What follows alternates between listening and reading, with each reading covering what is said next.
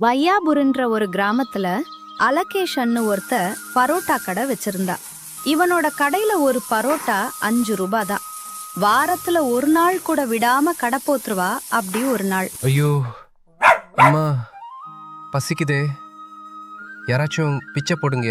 அப்படின்னு ஒரு வயசானவரு பசியில பிச்சா எடுத்துக்கிட்டு இருந்தாரு. அத பார்த்த அலகேஷன், ஐயா, இந்தாங்கய்யா. என்னோட கடையில சாப்பாடு எதுவும் இல்ல, பரோட்டா தான் இருக்கு. ஐயா மகராச, பசியில் இருக்க எனக்கு இது அமிர்த மாதிரி, நீ நல்லா இருப்பியா? அப்படின்னு அந்த வயசானவரு அந்த பரோட்டாவை சாப்பிட்றாரு. ஏன் தாத்தா, உங்களுக்கு வீடு இல்லையா?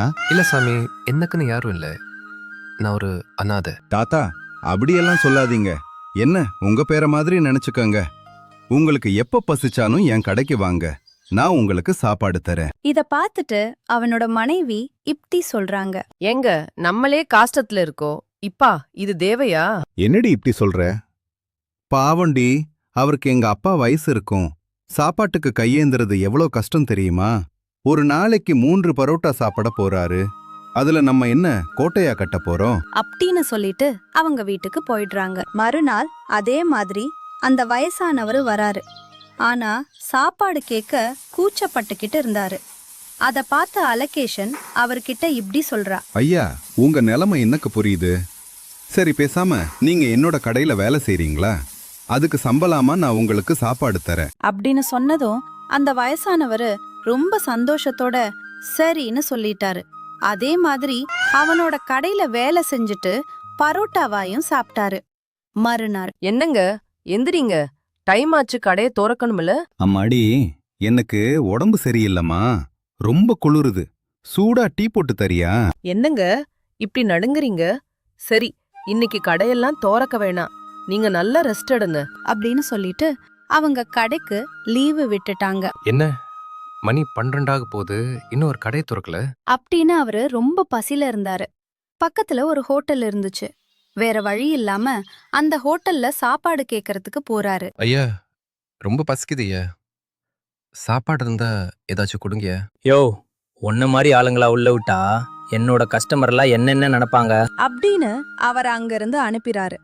மறுநாளும் அலகேஷனுக்கு உடம்பு சரியாகாதனால அன்னைக்கும் கடை லீவு. அந்த வயசானவரும் அதே மாதிரி அந்த ஹோட்டல்ல சாப்பாடு கேக்குறாரு. அவரும் இல்லன்னு சொல்லிடுறாரு. 3வது நாள், ஐயா, என்ன மன்னிச்சிருங்க. 2 நாளா எனக்கு உடம்பு சரியில்லை, அதுதான் கடையை திறக்கல. பரவாயில்ல தம்பி, எனக்கு மட்டும்தான் கஷ்டம் இருக்குமா, உங்களுக்கு இருக்காதா? அப்படின்னு சொல்லிட்டு வழக்கம் போல வியாபாரம் செய்றாங்க. அந்தந்த ஹோட்டல் கொஞ்சம் கொஞ்சமா நஷ்டத்துல போக ஆரம்பிக்குது. தம்பி, ஒழுங்கா கடை வாடகை கட்டலானா கடையை காலி பண்ண வேண்டியது இருக்கும். அண்ணாச்சி, ஒரு வாரம் டைம் கொடுங்க அண்ணாச்சி, நான் கண்டிப்பா வாடகை தந்துருவா. அப்படின்னு சொல்றா. ஆனா அவனால வாடகைய தர முடியல. அவனோட கடையும் போயிடுது. ஐயோ கடவுளே, என்னையே இப்படி சோதிக்கிற? வேற வழியே இல்ல, தள்ளு வண்டி கடை போட்ட வேண்டியதாதா. அப்படின்னு சொல்லிட்டு தள்ளு வண்டி கடை போடுற. ஆனா அந்த தள்ளு வண்டி கடையும் நஷ்டத்துல போகுது. கடைசில பிச்சா எடுக்கிற ரேஞ்சுக்கு போயிரா. ஐயா, ரொம்ப பசிக்குதியா, ஏதாச்சும் சாப்பாடு இருந்தா கொடுங்கயா. இத பார்த்த அந்த வயசான ஆளு அந்த ஹோட்டல்காரங்கிட்ட இப்படி சொல்றா, ஐயா, நல்லா வாழாத ஒருத்த ஒரு நல்ல வாழ்க்கை வாழலாம், ஆனா நல்லா வாழ்ந்த ஒருத்த கெட்டு போகக்கூடாது. நீங்க யார்கிட்டையும் பிச்சை எடுக்காதீங்க.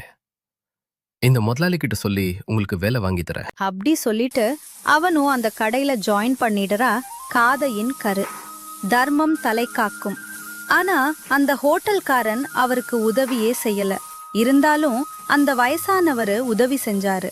மனம் இருந்தால் மார்க்கம் உண்டு.